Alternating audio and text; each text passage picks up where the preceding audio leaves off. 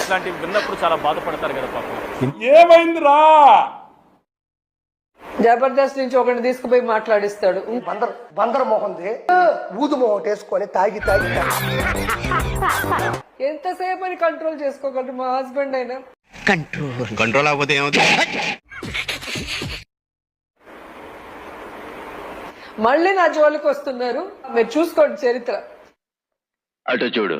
తిట్టారు, మా నాన్నని తిట్టారు, మా అవ్వని తిట్టారు, మా కొడుకుని తిట్టాడు అని చెప్పి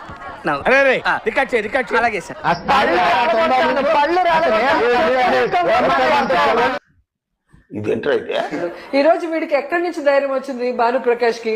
రోజా పువ్వేమో వాసన, రోజా నూరేమో గబ్బు.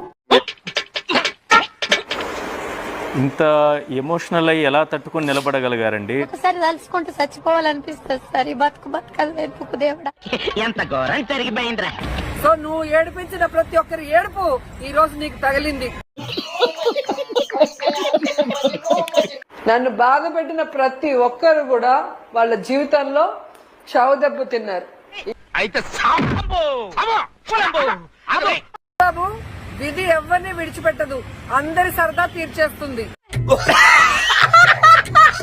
ఎన్ని రోజులు లోకేష్ కాపాడతాడు, ఎన్ని రోజులు పవన్ కళ్యాణ్ కాపాడతాడు? నాకంటూ ఒక టైం వస్తుంది. ఎవడో పిల్ల పిత్రేగాడు, పెద్ద పిత్రేగాడు, ఎవడో